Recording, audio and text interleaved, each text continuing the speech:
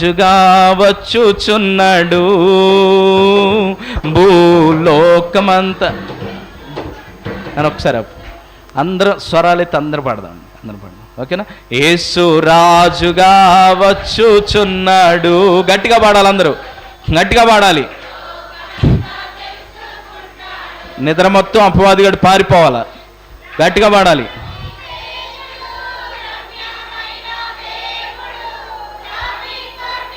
పురుషులు కూడా పాడాలి, పురుషులు కూడా పాడాలి.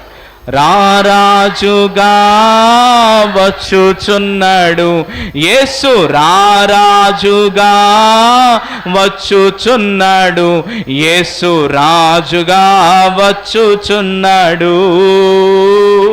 భూలోకమంతా తెలుసుకుంటాడు.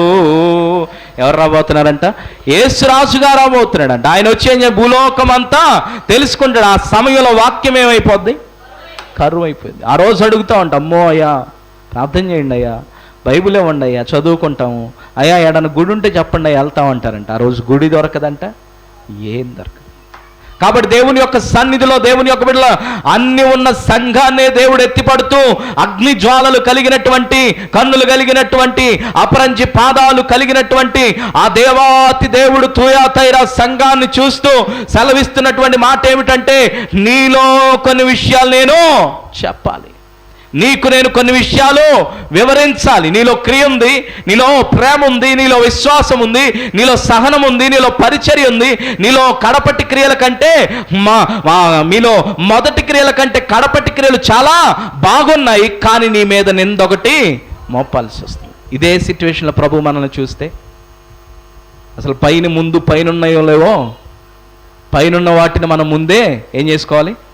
పరిశీలన చేసుకోవాలి. దేవునికి స్తోత్రం కలుగును గాక. చూడండి ఏం చెప్తున్నాడు దేవుని యొక్క బిడ్డలారా, ఏం చెప్తున్నాడు చూడండి, చదవండి. ఏమనగా తాను ఏమని చెప్పుకుంటుందంటండి? ప్రవక్తనని చెప్పుకుంటుందంట. ప్రవక్తనని చెప్పుకుంటూ దేవుని యొక్క సన్నిధిలో దేవునికి స్తోత్రం కలుగును గాక. ఈరోజు ఎవరికి వాళ్ళు సేవకులైపోతున్నారు. ఈరోజు ఏమవుతున్నారు? ఎవరికి వాళ్ళు సేవకులు, ఎవరింట్లో వాళ్ళు పాస్టర్లు అయిపోతున్నారు. దేవునికి స్తోత్రం కలుగును గాక. తాను ప్రవక్తనని చెప్పుకుంటుందండ. ఎవరు? యెజబేలు కాదు, తూయాతైరా సంఘం. దేవునికి స్తోత్రం. ఆడకెళ్దాం, ఉన్నాయి 7 మాటలు ఉన్నాయి, యెజబేలు మాటలు చెప్తాను, ఓకేనా? ఆడకు కూడా వెళ్దాం. ఒక్కో దాన్ని విడమరిచి చెప్తున్నాడు జాగ్రత్తగా. కాబట్టి మొదట నువ్వేం చెప్పుకుంటున్నావు? ప్రవక్తనని చెప్పుకునేటువంటి మాటలు, వారి మాటలు వింటున్నావు. అంటే ఈ ప్రవక్తనని చెప్పుకునే, ప్రవక్త కాకుండానే ప్రవక్తనని చెప్పుకునేటువంటి తత్వం ఉందంటే, ఆ మాటలు వింటున్నావు అంటే వాళ్ళు కూడా ఏం చేస్తున్నారని, వాళ్ళు కూడా ఏముందని, ప్రవక్త కాకపోయినా మనం ఏమైనా ప్రవక్తలాగా ప్రవర్తించవచ్చు అనే లక్షణాలు ఎవరిలో ఉన్నాయి? తూయాతైరా సంఘంలో ఉన్నాయి. కానీ తర్వాత చెప్పండి, చెప్పుకొనుచు యెజబేలు స్త్రీని ఉండనిచ్చుచున్నావు, తర్వాత జారత్వము చేయుటకును విగ్రహములు బలి ఇచ్చిన వాటిని తినుటకును అది నా దాసులకు బోధించుచు వారిని మోసపుచ్చుచున్నది. దేవునికి స్తోత్రం కలుగును గాక. ఓ తూయాతైరా సంఘమా, నీలో అన్నీ బాగున్నాయి, కానీ నీలో ఎవరి నుంచావో తెలుసా? యెజబేలు నుంచావు. యెజబేలు ఏం చేస్తుందంటే, ప్రవక్త కాకపోయినా అదేమని చెప్పుకుంటుంది? ప్రవక్తని చెప్పుకుంటుంది. ఆ ప్రవక్తని చెప్పుకొని ఏం చేస్తుందో తెలుసా? విగ్రహాలకు పెట్టిన బలిచ్చిన వాటిని మీరు తినొచ్చని చెప్తుంది. చెప్తూ మిమ్మల్ని ఏం చేస్తుంది? మిమ్మల్ని బోధించుచు మీకు బోధించుచు మిమ్మల్ని ఏం చేస్తుంది? మోసం చేస్తుంది. అయితే అసలు ఈ యెజబేలు ఎవరు? ఈ యెజబేలు యొక్క బోధలేంటి? యెజబేలు ఎవరు? ఈ యెజబేలు బోధలేందో తెలుసుకుందాం. దేవునికి స్తోత్రం కలుగును గాక. రండి దేవుని యొక్క బిడ్డలారా, మొదటి రాసుల గ్రంథము 16వ అధ్యాయము 31వ వచనాన్ని చూద్దామా? త్వరగా 31వ వచనాన్ని చూద్దాం. ఆహాబు నేబాతు కుమారుడైన యెరోబాము జరిగించిన పాపక్రియలను అనుసరించి నడుచుకొనుట స్వల్ప సంగతి అనుకొని అతడు సీదోనీలకు రాజైన ఎద్బలైము కుమార్తె అయిన యెజబేలును వివాహం చేసుకున్నాడు. దేవుని యొక్క బిడ్డలారా, ఇక్కడ అతడు అంటున్నాడు. ఎవరు? అతడు ఎవరనగా దేవుని యొక్క బిడ్డలారా, అతడు నేబాతు కుమారుడైన యెరోబాము క్రియల చొప్పున అతడు చేసిన. ఇతడు నేబాతు కుమారుడు యెరోబాము కాదు. అతడు ఎవరు అంటే ఆహాబ్ అనేటువంటి రాజు, ఓమ్రీ కుమారుడు ఆహాబ్ అనేటువంటి రాజు ఇశ్రాయేలుని ఏలన ఆరంభించినప్పుడు ఆయన చేసినటువంటి పని ఏంటంటే, సీదోనీల రాజు, సీదోను అనగా అర్థము దేవుని యొక్క బిడ్డలారా, సీదోను అనగా సీదోను ప్రాంతము ఎవరి ప్రాంతం అనేటువంటి విషయాన్ని మనం జ్ఞాపకం చేసుకుంటే, నోవాహు యొక్క కుమారుడు, మూడో కుమారుడు ఉన్నాడు. ఎవరు? నోవాహు యొక్క మూడో కుమారుడైనటువంటి హాము యొక్క ప్రాంతం. హాముకు సంతతికి చెందినటువంటి కనాను అనేటువంటి వాని యొక్క ప్రథమ కుమారుడు ఎవరు అంటే సీదోను. ఆ సీదోను అనేటువంటి వాని పేరు మీదుగా ఆ సీదోను అనేవాడు కట్టుకున్న పట్టణమే ఈ సీదోను పట్టణము.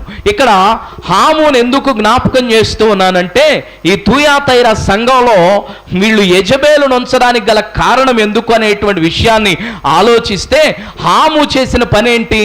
తండ్రి వస్త్రహీనుడై ఉంటే తండ్రి వస్త్రహీనతను చూసి తీసుకెళ్ళి ఏం చేశారు? తీసుకెళ్ళి గుడ్డగప్పల ముందు అన్నదమ్ములకు చెప్పాడు. దేవునికి స్తోత్రం కలుగును గాక. ఇది చెప్పాల్సిన విషయమా? ఇది చెప్పే విషయమా? కాబట్టి దేవుని యొక్క బిడ్డలారా, ఈ రోజుల్లో చాలామంది తూయాతైర సంఘములో ఉన్నటువంటి లక్షణం ఏంటంటే, చెప్పకూడని విషయాలు కూడా నువ్వు నీ తండ్రి గురించి ఇతరులకు చెప్పుచున్నావు. సీదోనీల ప్రాంతం యొక్క చెందినటువంటి యెజబేలు ఉంది నీలో.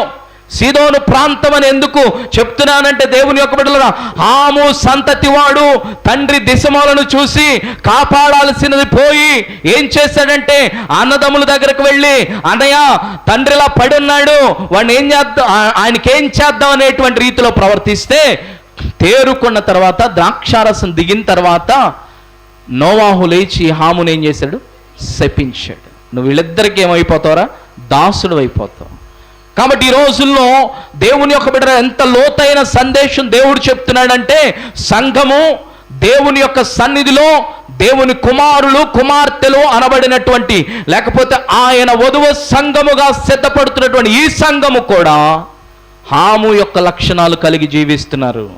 తూయాతైర సంఘాన్ని ఎక్కడికి దేవుడు జ్ఞాపకం చేశాడంటే, హాము లక్షణాలలో ఉన్నాయి.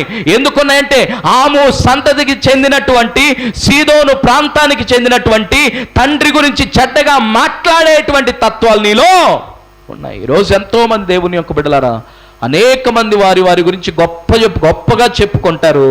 నీ జీవితంలో దేవుని యొక్క బిడ్డలారా, ఎప్పుడైనా నీ ప్రభువు గురించి గొప్పగా చెప్పుకున్నావా? సాక్ష్యం ఇచ్చావా?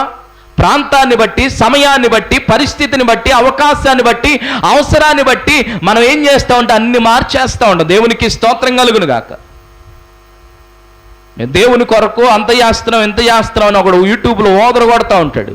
వాడు నిన్నగాక మొన్న కూర్చొని, అవునా, దేవుని యొక్క సన్నిధిలో ఆ యాంకర్ ఉండి ప్రైజ్ లార్డ్ అంటే ప్రైజ్ లార్డ్ అని, మళ్ళీ వాడు ఇంకో మాట అనగానే అదే మాట వినకూడని, నన్ను గౌరవించు నువ్వు అన్నప్పుడు నేను కూడా నిన్ను ఆ మాట అంటానని చెప్పేసి ఆ మాట చెప్పలేకపోతున్నాను. ప్రైజ్ లార్డ్ అంటే మామూలుగా లోకస్తులు ఏమనుకుంటారు? అదేదో JECR అనుకుంటారంట. ఏంది అది? మళ్ళీ ఈయన బలుగుతున్నాడు. ఎవరు? ఈయన ఖండించి అసలు మనం దాని జోలికి వెళ్ళకూడదు. ఒకప్పుడు ఓదరు కొట్టి ఇప్పుడు దేవుని యొక్క బిడ్డలారా, నిన్ను గౌరవిస్తున్నాను కాబట్టి నన్ను గౌరవిస్తున్నాను కాబట్టి నేను నిన్ను గౌరవిస్తానంటే ఇక వెళ్ళిపో ప్రశాంతంగా. ఆడకాసేపు కూర్చొని భజన చేసుకుని మళ్ళీ వచ్చి ఆడ కూర్చుంటావు, మళ్ళీ చర్చిలో కూర్చో, సరిపోయిద్ది. దేవునికి స్తోత్రం కలుగును గాక. దేవుని యొక్క సన్నిధిలో అందుకే ఈరోజు తండ్రి యొక్క దిశమూలను గురించి మాట్లాడే వాళ్ళు ఎక్కువయ్యారు. తండ్రి దేవుడు ప్రేమను గురించి మాట్లాడే వాళ్ళకంటే, దేవుని యొక్క ఉన్నతమైనటువంటి త్యాగం గురించి మాట్లాడే వాళ్ళకంటే, దేవుని మీద ఉన్నట్టు దేవుడు చేసిన కార్యాల గురించి, దేవుడు చేసిన అద్భుతాల గురించి మాట్లాడే వాళ్ళకంటే కూడా దేవుని పరువు తీసేవాళ్ళు ఈ రోజుల్లో ఎక్కువైపోయారు. అవునా? అందుకే అన్యజనుల మధ్యన ఏమవుతుంది? క్రీస్తు మధుర నామము అవమానపరచబడుతుంది. చక్కగా రాశాడు, క్రీస్తు సాక్షిగా నీవు ఉంటావా? నీదు సాక్ష్యం నిలుపుకుంటావా? అన్ని జనుల మధ్యన నీ వలన దేవుని నామం ఏమవుతుంది? దూషించబడుతుంది. హాము సంతానానికి, హాము సంతానానికి చెందిన కనాను కుమారుడైనటువంటి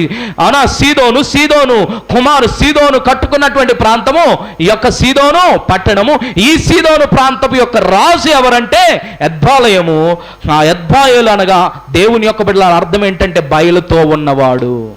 ఒకటి తండ్రి పరువు తీసేసే సంతానం, రెండవది దేవుని యొక్క బిడ్డలారా చెప్పకూడని మాటలు చెప్పే సంతానము, అలాగే రెండవది ఏంటంటే బయలును పూజించే సంతానము. దేన్ని పూజించే సంతానం? బయలుదేవతను పూజించే సంతానం. బయలుదేవత అనగా అర్థం ఏంటంటే కానానీలకు చెందినటువంటి బయలుదేవత. ఇది ఫెర్టిలిటీ అంటే సంతానోత్పత్తిని కలుగు చేసేటువంటి దేవత అని చెప్పేసి, ఉత్పత్తిని అభివృద్ధిని కలుగు చేసే దేవత అని చెప్పేసి బయలును పెట్టుకొని బయలును పూజిస్తున్నటువంటి ఇలాంటి ప్రాంతానికి చెందినటువంటి యెజబెలును ఆహాబ్ అనేటువంటి ఒక విశ్వాసి ఏం చేశాడు? ఆహాబ్ అనేటువంటి విశ్వాసి వివాహం చేసుకున్నాడు. వివాహం చేసుకున్న తర్వాత దేవుని యొక్క బిడ్డ, సరే వివాహం చేసుకున్నాం అయిపోయిందా అంటే పర్లేదు దేవుని యొక్క బిడ్డలారా, ఆమెను మార్చుకున్నావా అంటే మార్చుకోలేకపోగా అయ్యగారు ఏం చేశాడు? చదవండి ఆ 16వ వచనంలోని.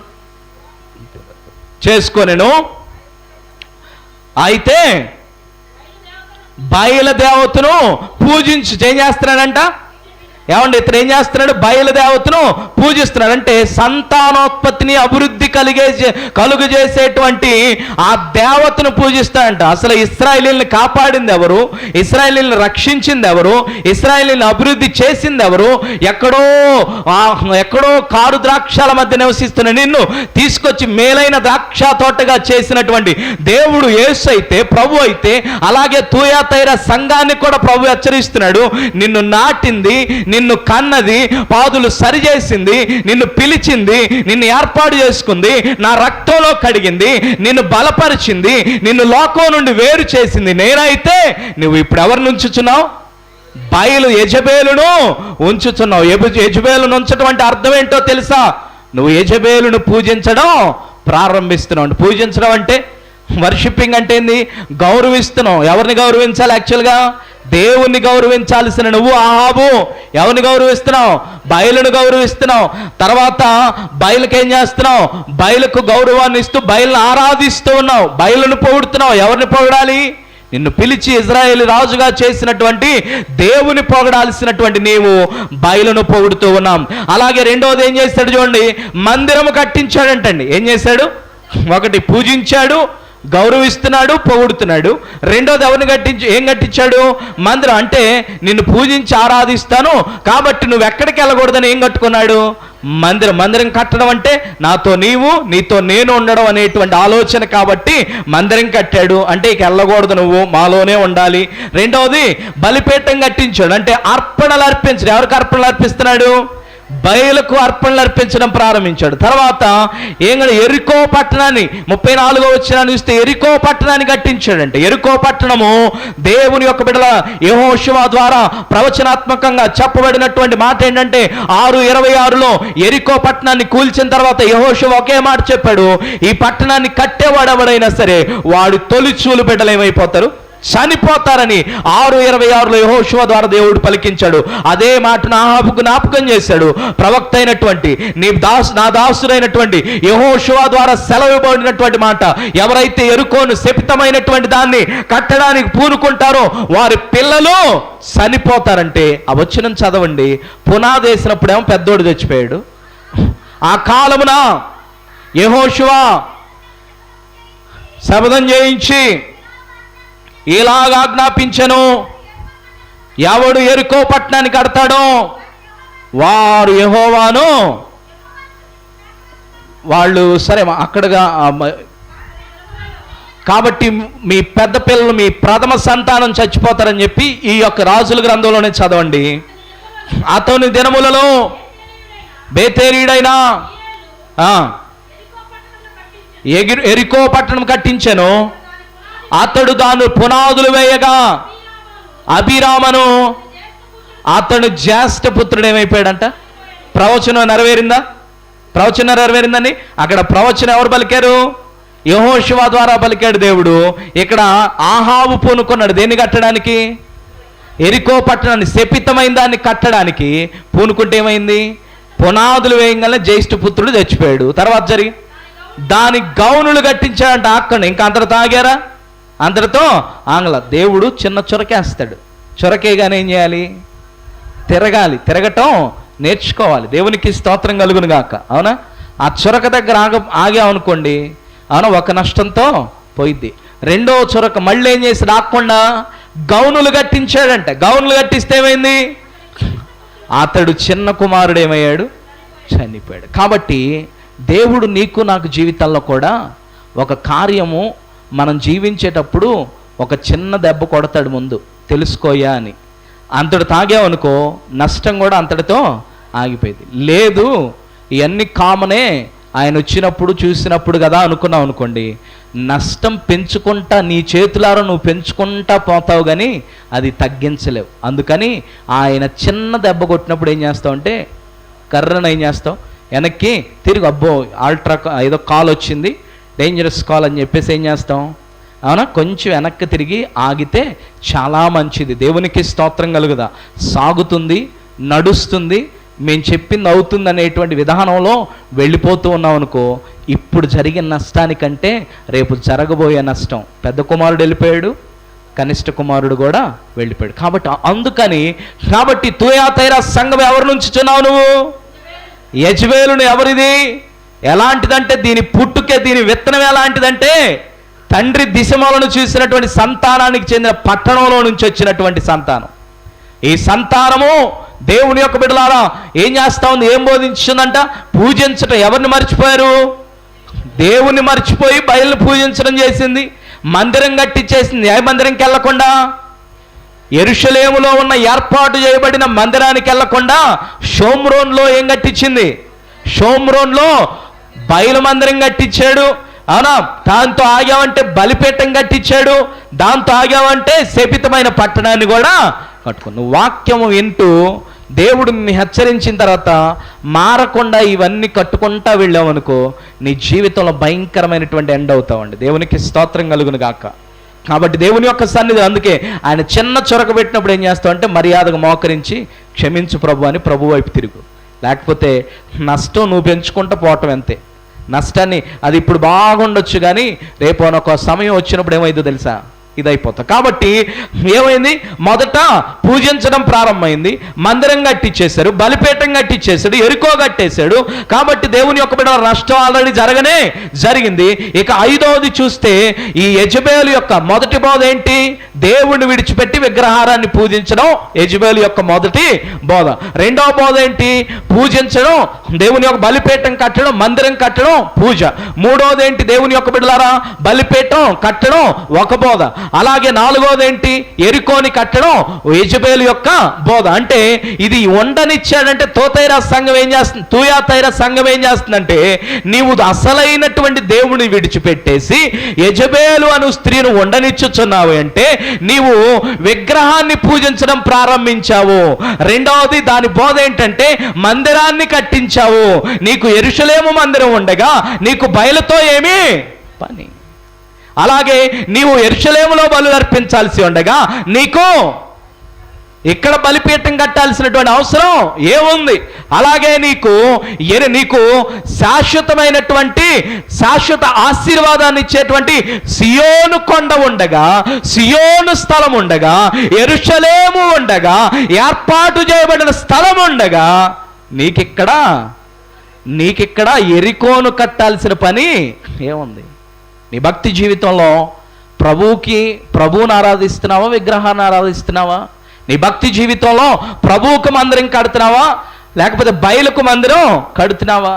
లేకపోతే నీ భక్తి జీవితంలో బలిపీఠం యేసయ్య కడుతున్నావా, యేసయ్య కాని బలిపీఠం కడుతున్నావా? దేవునికి స్తోత్రం కలుగునుగా. కావున కాని అగ్నిని తీసుకొని వస్తేనే కాల్చిపడేసాడు. ఎవరిని? అహరోను కుమారుణ్ణి. అవునా, కాని అగ్ని అంట. ఏది? దేవుడు చెప్పని అగ్ని తీసుకొని వచ్చాడంటే ఎవరు? అహరోను కుమారుల్లో ఒక ఆయన తీసుకొస్తే అగ్గుమనేది, అక్కడికక్కడే చచ్చిపోయాడు. దేవునికి స్తోత్రం కలుగును గాక.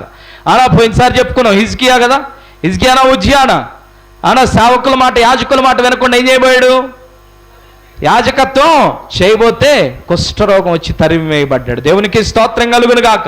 కాబట్టి దేవుని యొక్క సన్నిధిలో తుయాతైరా సంఘమా, నీవు కూడా యెజబేలు నుండనిచ్చుచున్నావు అంటే నీలో కూడా ఆ బోధలు అనుసరిస్తున్నావు. కాబట్టి పనులన్నీ నీలో జరుగుతున్నాయని ప్రభు హెచ్చరిస్తున్నాడు. దేవునికి స్తోత్రం కలుగును గాక. తర్వాత ఐదో బోధ, యెజబేలు బోధ. ఐదో బోధ ఏంటో తెలుసా? నీతిమంతుల్ని అనీతిమంతులుగా మార్చేసి వాళ్ళ ఆస్తి కోసం ప్రాణం తీయడానికి కూడా వెనకాళ్ళ ఇది. ఎవరో ఈ యెజెబెల్ అనేది. దేవునికి స్తోత్రం కలుగును గాక. ఏం చేసింది? నాబాత్ అనేటువంటి నీతిమంతుడు తండ్రి వాళ్ళ నాన్న ఒక్కగానొక్క చిన్న పొలం ఇస్తే ఆ పొలాన్ని ఏం చేసింది? లేనిపోయిన అబద్ధ సాక్ష్యాలన్నీ పెరిగితే ఎవరు అబ్బాయి ముఖం మార్చుకున్నాడు? ఎవరు? రాజు. ఇంకా తిండి తిప్పలు లేకుండా కూర్చున్నాడు. అమ్మగారు ఏం తీసుకుంది? యజమానుడు చేతగానుడు అయితే అమ్మగారు ఏం చేస్తుంది? అన్నీ కథలన్నీ నడిపిస్తుంది. దేవునికి స్తోత్రం కలుగును గాక. అవునా? అందుకని చెప్పేవాడు ఎట్టుండాలా? జాగ్రత్తగా. ఈ మధ్య ఈ న్యూస్లో చూస్తా ఉన్నాం. దేవునికి స్తోత్రం కలుగును గాక. నా భర్త, నేను చేసే అన్నీ తెలుసు, నా భర్త నన్ను ఏవాడు అన్నట్టుంది. నా భర్తకి ఏం తెలుసు? నేను చేసే అన్నీ తెలుసు, కానీ నా భర్త నన్ను ఏవాడు. అది ఎలా సాధ్యం? నాకు అర్థం కాలేదు. దేవునికి స్తోత్రం. అవునా? ఈ ఆహాబు గాళ్ళకి ఏమైంది? ఈడు కూడా ముఖం మార్చుకునే రకం అనుకుంటా. దేవునికి స్తోత్రం. హల్లెలూయా. కాబట్టి దేవుని యొక్క సన్నిధిలో, దేవుని యొక్క బిడ్డలారా, యజమానుడు ఏం చేశాడు? ఆడు నా తోట ఇవ్వలేదని, నీవు ఇశ్రాయేలీయుడివే, అతను కూడా ఇశ్రాయేలీలే. ఇశ్రాయేలీయుడు అయిన ఇద్దరికే ఉంది నియమం ఒకటి: పితరులు ఇచ్చిన స్వాస్థ్యాన్ని, అలాగే వేసుకున్న రాయిని ఎంత మాత్రం తొలగించే అలవాటు ఎవరికి లేదు, ఇశ్రాయేలీలకి లేదు. అలాంటిది అడిగితే ఈ లేదని చేతి ఆయన ముఖం మార్చుకుని, నువ్వు కూర్చో నేను వస్తా కదా అంది. అవునా? అబద్ధ సాక్ష్యాలన్నీ పలికించి ఏం చేసింది? నాబోతును రాళ్లతో కొట్టి చంపించేసి దైవదోషం చేస్తున్నాడు, రాజును దూషించాడని చెప్పేసి తోటను లాక్కుంది. దేవునికి స్తోత్రం. అప్పుడు ఏలియా ప్రవక్త వచ్చాడు. దేవుడు చూడలేదు అనుకుంది. ఏలియా ప్రవక్త వచ్చి, ఎట్లాగైతే నీతిమంతుని రక్తం కార్చామో నీ రక్తాన్ని కుక్కలు నాగుతాయి అని చెప్పేసి ప్రవచనం చెప్పి వెళ్ళిపోయాడు. దేవునికి స్తోత్రం. ఈ బోధ ఏం బోధ? ఇప్పుడు నువ్వు యెజెబెల్ ఉండనిచ్చుచున్నావంటే, ఓ తుయతైరా సంగమా, నీవేం చేస్తున్నావో తెలుసా? ఏం చేస్తున్నట్టో తెలుసా? నీతిమంతుల్ని అనీతిమంతులుగా మార్చేస్తున్నావు. చాలామంది దినాల్లో చేసే పనులు ఏంటో తెలుసా? దేవుని యొక్క మంచిని ఒప్పుకునేదానికంటే, అవునా, అనీతిని అవినీతిని ఒప్పుకునేటువంటి తరాలు, జనరేషన్స్ ఎక్కువైపోతా ఉన్నాయి. దేవునికి స్తోత్రం. ఏమన్నా కానివ్వండి, మాది క్రమం అంతే, అది అన్యాయమైన నీతైనా ఇది ఇట్లా వెళ్ళాలి, ఇట్లా వెళ్ళాలంటారు. దేవునికి స్తోత్రం. ఎవరు చూస్తున్నారు తెలుసా? ఆయన చూస్తున్నాడు. అందుకే యెజెబెలు స్త్రీ నువ్వు ఉండనిచ్చును. దాని అలవాటు ఏందో తెలుసా? దాని బోధ ఏంటో తెలుసా? బోధ చేసి మోసపరుస్తుంది ఏందో తెలుసా? నీవు నీతిమంతులను ఎలా మారుస్తున్నావు? అనీతిమంతులుగా మార్చేస్తున్నావు. జాగ్రత్త అని చెప్పి సంఘాన్ని హెచ్చరిస్తున్నాడు. తర్వాత చూడండి, దీని యొక్క బోధలు ఇంకా చూస్తే దైవజనులను చంపిందంటండి. అనేక మంది దైవజనులను ఏం చేసిందంట? ఈ యెజెబెలు చంపేసి, దొరికిన దైవజనులందరినీ చంపేసి, దొరకని వారిని వెతికి చంపడానికి ప్రయత్నం చేసిందంట. దేవునికి స్తోత్రం కలుగును గాక. అవునా? నీకు మహా అయితే వాక్యం ద్వారా 4 మాటలు చెప్తాం, అంతేగాని దేవుని యొక్క బిడ్డలారా, నీకు నచ్చితేనేమో ఒక కోణంలో చెబుతావు, నీకు నచ్చకపోతే ఇంకొక కోణంలో చెబుతావు. ఇది ఎవరు బోధ తెలుసా? నీలో ఎవరు పని చేస్తున్నారో తెలుసా? యెజెబెల్ ఆత్మ పని చేస్తుంది. జాగ్రత్త. నేను చెప్పట్ల, వాక్యం చెబుతుంది. దేవునికి స్తోత్రం. దైవజనులు ఏం చేసిందంట? దీని బోధ ఏంటి? దైవజనుల్ని సైతము నీ ఇష్టానుసారంగా దొరికినట్టున ఏం చేసింది? చంపేసింది. దొరకని వాళ్ళనేమో రాజ్యం అంతా ప్రకటించేస్తూ, ఏలియా అనేవాడు దొరికితే నా దగ్గర రండి అంటుందంట. నా దగ్గర తీసుకెళ్ళి ఏలియా అనేవాడిని కూడా ఏం చేస్తాను? చంపేస్తానని చెప్పేసి ప్రగల్భాలు పలికిందన్న. దేవునికి స్తోత్రం. కాబట్టి యెజెబెలు నువ్వు ఉండచున్నావంటే దాని ఉద్దేశం ఏందో తెలుసా? నీవు దైవజనులను చంపుచున్నావని మాట. దేవునికి స్తోత్రం. లిటరల్గా కత్తి తీసుకొని చంపకపోవచ్చు. దేవుని యొక్క బిడ్డలారా, మాటతో ఎన్నిసార్లు చంపుతున్నావు ఆలోచన చేసుకో. దేవునికి స్తోత్రం కలుగును గాక. తర్వాత ఏమన్నాడు చూడండి, 7వ మాట. ఇది భయంకరం అండి, ఇది ఇంకా భయంకరం. దీనికి వావి వరసలు లేకుండా, దీని బోధ ఏంటో తెలుసా? వావి వరసలు లేకుండా ఏం చేస్తుంది తెలుసా? ఎవరితో పడితే వారితో వ్యభిచారం చేయడానికి సిద్ధపడిందంట. దేవుడు ఉగ్రత వచ్చేసింది. ఆహాబు సైన్యంలో చనిపోయాడు. ఒక్కటి మేడ మీద ఉంది. యెహూ అనేటువంటి రాజును పంపించాడు దేవుడు. యెహూ వచ్చి అందరిని చంపుకుంటూ, దేవునికి వ్యతిరేకమైన అందరిని చంపుకుంటూ వెళ్తుంటే, ఆ ముసలి వయసులో రంగు పూసుకొని ముఖానికి రంగు పూసుకొని శిరోభూషణములన్నీ పెట్టుకొని యెహూ వైపు చూచందంట, సమాధానంతో వచ్చుచున్నావా అందంట. అంటే దీని బుద్ధి ఏంది? 60 సంవత్సరాల్లో కూడా పెయింట్ వేయాలా? అవునా? 60 సంవత్సరాలకి అలాంటి రింగులు పెట్టాలా? 70 సంవత్సరాలకి ఇంకా డ్రెస్ వేయాలా? దేవునికి స్తోత్రం. అవునా? ఇంకా కలరు పట్టు చీరలు కట్టాలా? అవునా? ఇంకా దేవుని యొక్క బిడ్డల మనవాళ్ళు మనవరాళ్ళు వచ్చిన తర్వాత కూడా ఏం చేయాలి? అవునా? ఐబ్రోస్ చేయాలి. అవునా? లేకపోతే కలర్ వేయాలి. ఇంకా చెప్పాలంటే దేవుని యొక్క బిడ్డలు జుట్టును కూడా మెలికలు తిప్పుతారు. ఇలాగా దేవునికి స్తోత్రం. ఎలాగా? మెలికలుగా తిప్పుతా ఉన్నారు. దేవునికి స్తోత్రం కలుగును గాక. హల్లెలూయా. కాబట్టి ఈ సమయమందు యెజబెలు యొక్క బోధ ఏంటో తెలుసా? వావి వరసలు లేకుండా ఎవరితో పడితే వారితో వ్యభిచారం చేయడానికి సిద్ధపడే మనసే యెజబెలు యొక్క మనసు.